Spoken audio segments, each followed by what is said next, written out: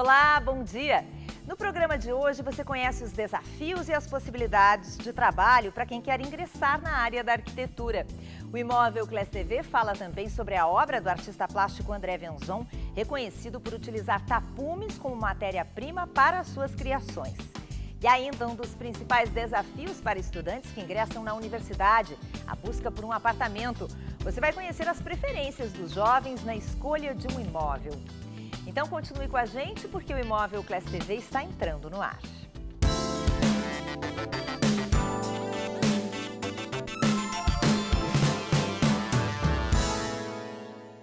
Os tapumes de locais em construção são geralmente utilizados para ocultar e evitar o acesso.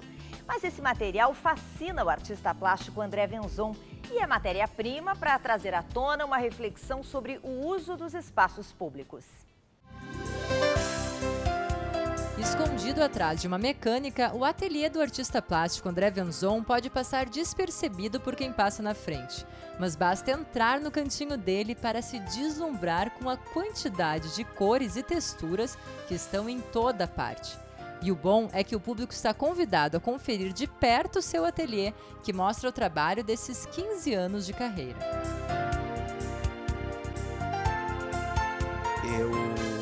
Eu planejo essas exposições para tornar o ateliê uma parte do ano aberta para visitação, porque eu acredito que fazer a arte contemporânea é fazer espaços para a arte contemporânea, é pensar novos espaços para a arte contemporânea.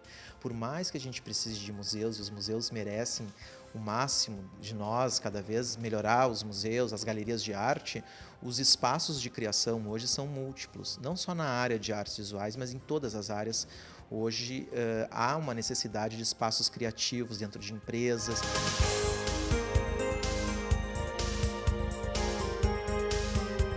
Localizado no bairro Floresta, no Distrito Criativo, o ateliê está em sintonia com outros empreendimentos da região.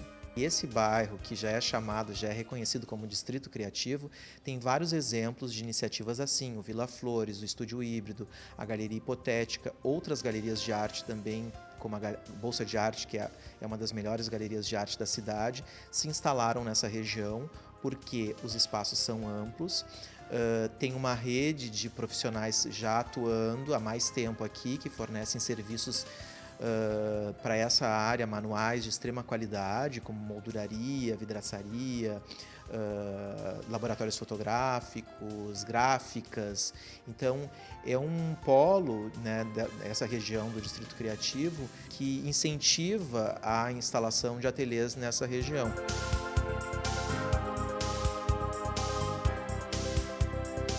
Apaixonado pelos tapumes rosas que ficam em frente às obras, ele propõe uma reflexão sobre essas intervenções urbanas.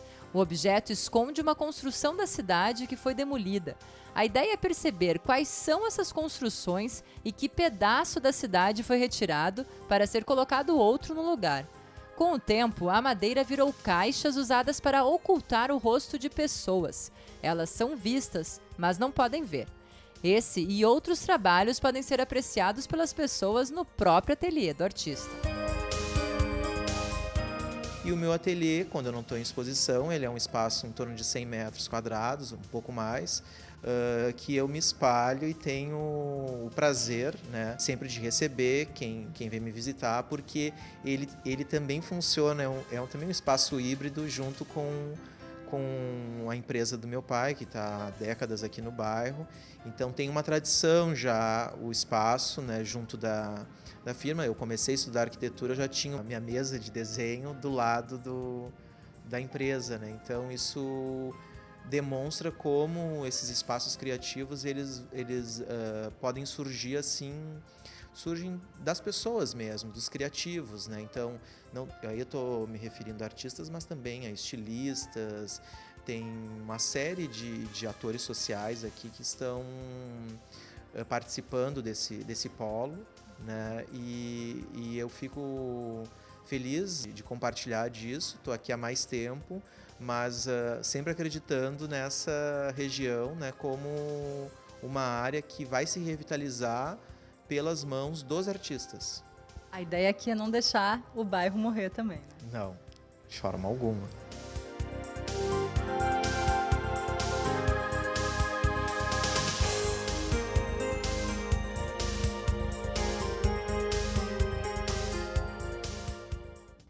Você é apaixonado por jardins, mas mora em um espaço pequeno e não sabe como criar um lugar para as plantas? O Imóvel Class TV te dá algumas dicas. Os jardins verticais são uma alternativa cada vez mais utilizada para aumentar o contato das pessoas com a natureza em casa ou até mesmo no trabalho. As pequenas áreas verdes podem ser criadas com vasos meia-lua, fibra de coco ou até mesmo garrafas PET. As caixas de madeira fixadas em painéis na parede ou até mesmo dispostas em estruturas de metal também são uma boa opção. Em muitos casos, os jardins verticais são utilizados em áreas externas, podendo ocupar espaços maiores ou menores. Mas nesses casos, o ideal é impermeabilizar a parede. E as plantas escolhidas para compor essa área verde podem ser decorativas ou até mesmo pensadas para serem produtivas, com o plantio de temperos, como a salsinha, cebolinha, manjericão. Gostou da ideia? Agora é só encontrar plantas de sua preferência e montar o seu próprio jardim vertical. O Imóvel Class TV vai para o intervalo, mas a gente volta daqui a pouquinho falando sobre o mercado de trabalho na área da arquitetura.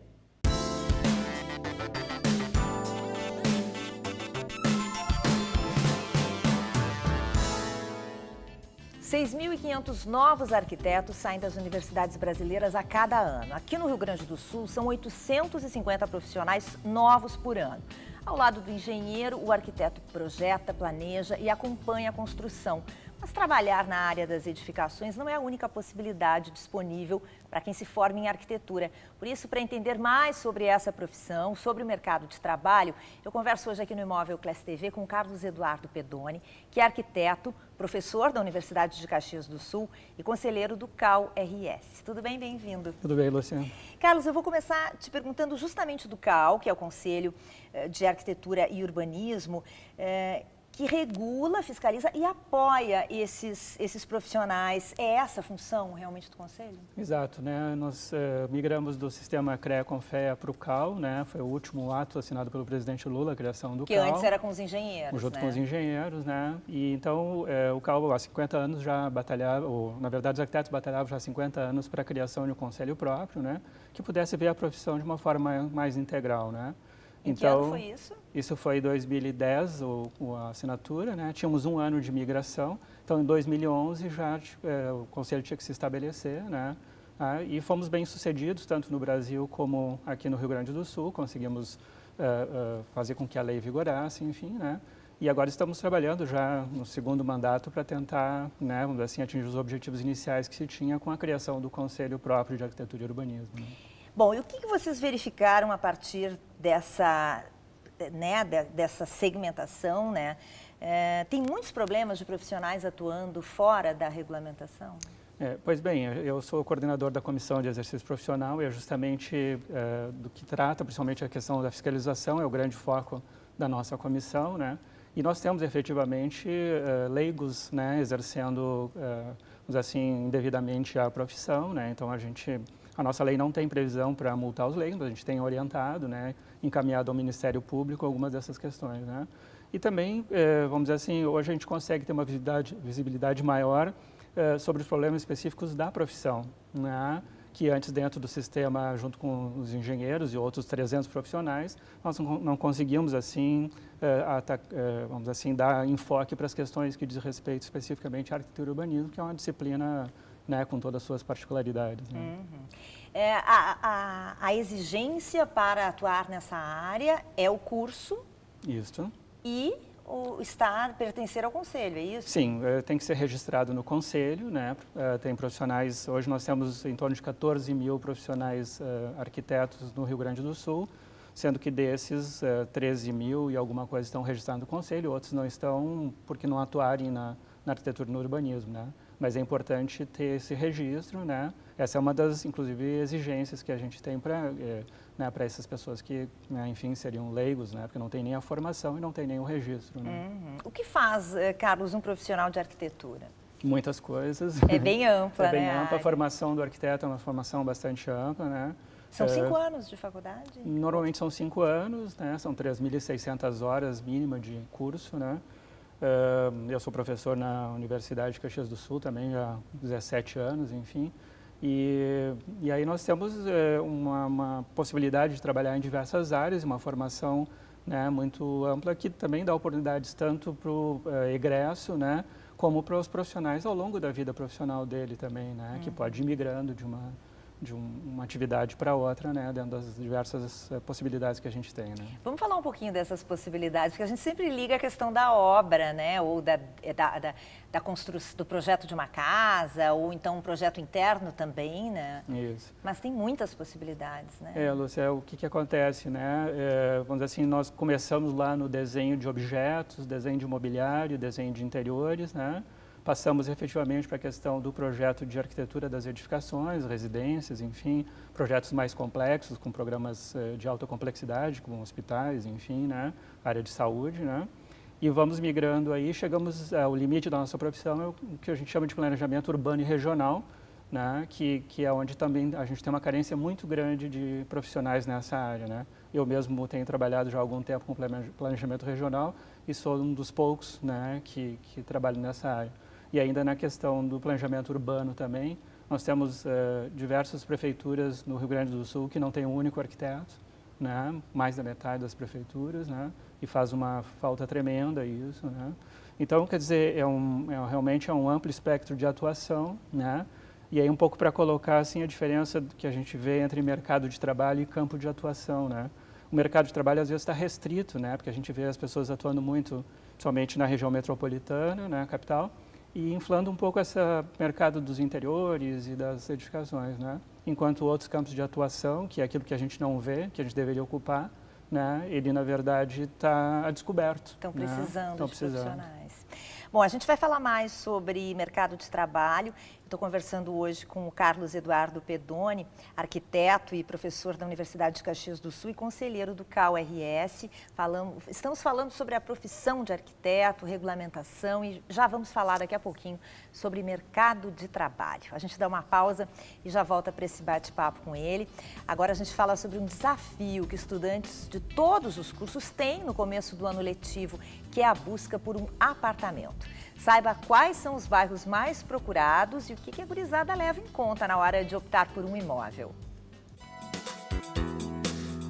Delton recém se mudou para esse apartamento, mas parece que mora aqui faz tempo. Depois que saiu de Ijuí, no interior do estado, já viveu em outras 2 cidades antes de começar a cursar Engenharia da Computação na Universidade Federal do Rio Grande do Sul. Poucos meses atrás, porém, decidiu sair do apartamento que dividia com outros colegas para morar sozinho. Não demorou para que achasse esse aqui, no bairro Partenon. O local tem cerca de 70 metros quadrados. Eu vim procurar um bairro que é mais seguro e silencioso, né? Aqui, por exemplo, Santana, Partenon, que é onde eu moro, nessa região aqui é bem calmo, tem ônibus muito perto, eu tenho ônibus a uma quadra daqui, tem opções de ônibus também, que é muito importante, por causa que o aluno, às vezes, se perde um ônibus, perde uma aula, tem que cuidar disso aí. O jovem de 21 anos faz parte do grupo de universitários que procura imóveis na capital depois de passar no vestibular. Entre os meses de dezembro a março, o número de locações em Porto Alegre nessa imobiliária cresce cerca de 30% devido aos estudantes. São jovens que passaram no vestibular agora e a grande maioria vindos do interior. Então são os pais que vêm com eles em busca do imóvel para poder, e até por isso é tão importante a questão localização, um imóvel de um custo menor, de R$700 a R$2.500, imóveis pequenos, de um dormitório, JK, são os mais procurados. Os bairros mais procurados são os centrais, mas a busca por lugares que oferecem pontos de ônibus próximo, opções de comércio e valores de aluguel mais acessíveis também estão sendo visados. Cidade Baixa, Centro, Bonfim, nós nos últimos anos a gente já vem percebendo também que isso está se ampliando para outros bairros, pela questão também de custo e também pelas outras faculdades. Então, sim, Jardim Botânico, Partenon, são bairros que a gente vê um aumento aí da procura desses universitários. A imobiliária tem oferecido facilidades para viabilizar o aluguel dos estudantes com menos burocracia. Um fiador com um único imóvel. E, além disso, como esse jovem, normalmente não tem renda, nós alugamos para ele, apresentando como fiador o pai, os tios ou avós, e aí ele não precisa comprovar renda. Esse foi o caso de Delton. A questão dos fiadores, por exemplo, como são meus pais, foi muito mais fácil, né? Para os que estão vindo de outras cidades, o estudante dá umas dicas. Quando eu vim para Porto Alegre, eu procurei primeiro pela internet, inclusive, nas redes sociais, por apartamento, por causa que tem os grupos de aluguel, de quarto, de apartamentos, direto com o proprietário. Também tem as housings e os pensionatos, que são valores mais acessíveis, que não precisa provar renda, não precisa de fiador. É muito mais fácil para o estudante que está vindo meio que de paraquedas, assim, por causa que não tem ideia de como é que funciona ainda. A gente viu aí a procura dos estudantes por imóveis, né? E o que eles levam em conta na hora de procurar um imóvel. E a gente segue a nossa entrevista com o arquiteto Carlos Eduardo Pedoni. Ele que, além de arquiteto, é professor da Universidade de Caxias do Sul e conselheiro do CAU. E a gente está falando justamente sobre a profissão de arquiteto, mercado de trabalho e a universidade. Carlos, a universidade prepara o aluno para todas essas possibilidades, infinitas possibilidades de atuação que a gente falou na primeira parte da nossa entrevista? Sim, o currículo, ele reflete um pouco os campos de atuação, né? Obviamente que nós temos vários níveis de qualidade nas universidades, né? Aqui dos cursos de arquitetura, né? Mas nessas 3.600 horas, em tese, o aluno teria que ver todos esses campos. O que acontece é que as situações ao longo da vida profissional, elas exigem do profissional uma certa perspicácia, no sentido de que ele vai enfrentando novos programas, novos desafios, né? E aquilo que ele viu na formação dele também pode se modificando, como os produtos à disposição, as técnicas, né? Às vezes tu enfrentas ao longo da vida programas de necessidade diferentes daqueles que tu viu, tu não tem condições de ver no curso, né? Na faculdade todo, né? Residência, saúde, enfim, né? E tu acreditas que as pessoas que busquem essa profissão de arquiteto, elas precisam ter algumas características específicas? Eu acho que sim, eu acho que a questão da observação, né? Porque o arquiteto ele tem que refletir muito os desejos que estão intrínsecos à sua contratação, né? Me lembro de um professor meu que diz assim, a gente não acorda de manhã e diz assim, não, hoje vou fazer um teatro, né? Quer dizer, a gente está muito ligado às demandas, infelizmente, né? A gente está muito ligado às demandas, né, dos nossos contratantes, né, dos órgãos públicos, enfim.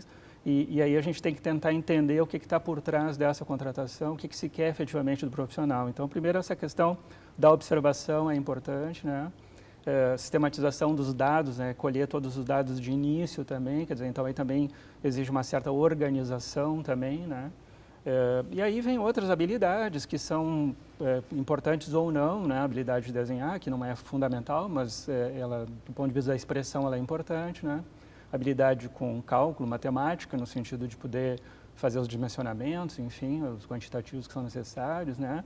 Textual, no caso, né, profissionais que trabalham também na área de legislação, enfim. Então, dependendo da característica do aluno também, ele também vai se encaminhando para diferentes áreas de atuação ou vai se dando bem em determinadas áreas de atuação, né?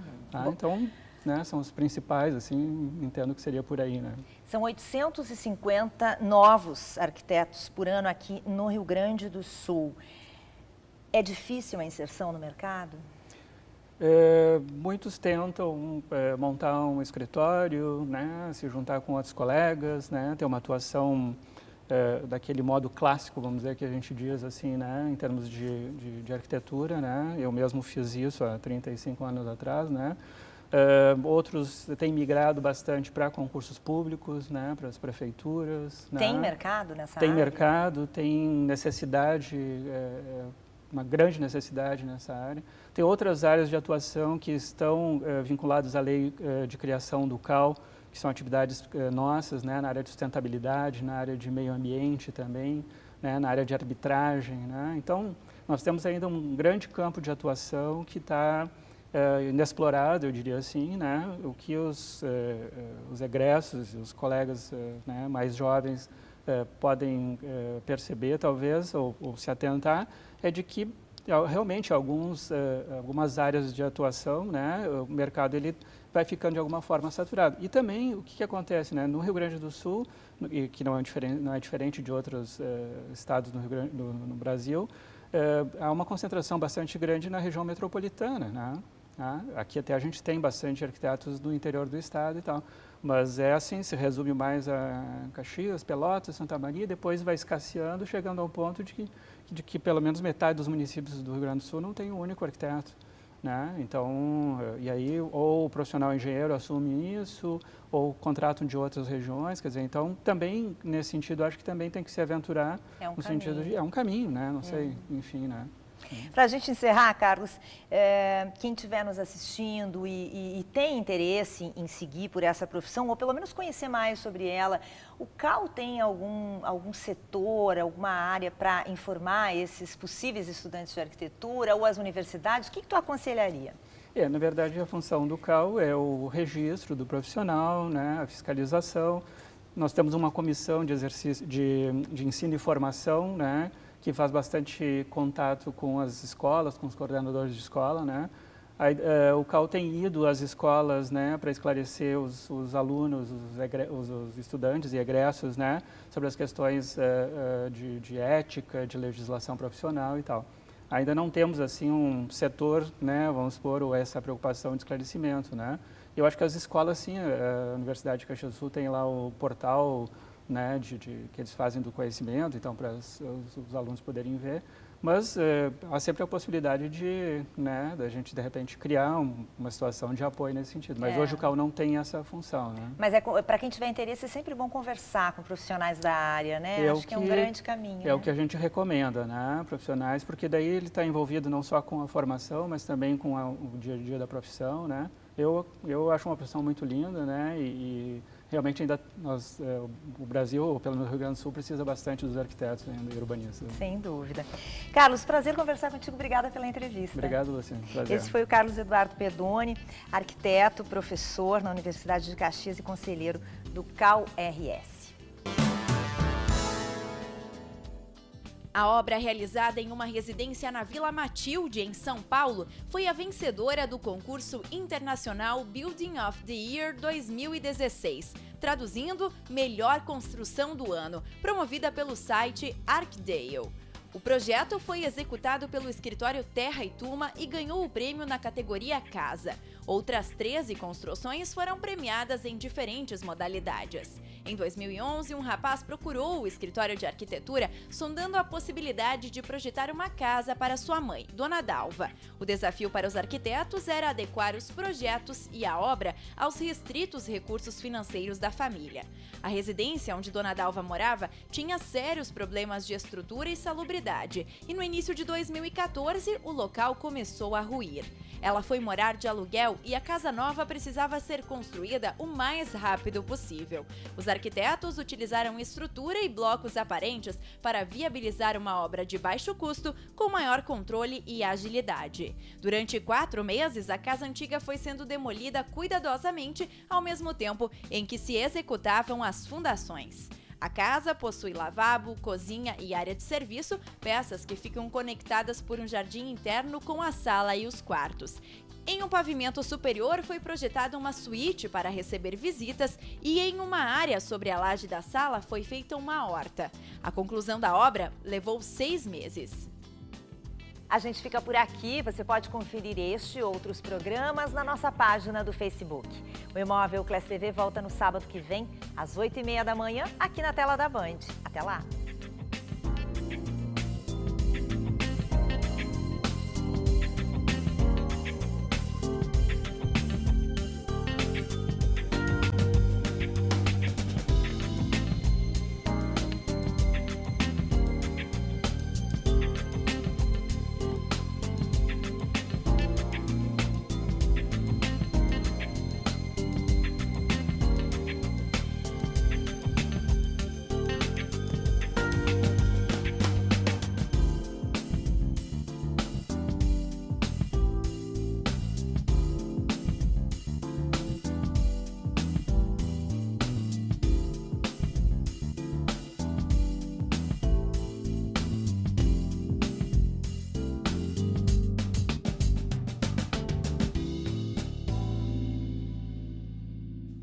Imóvel Class TV.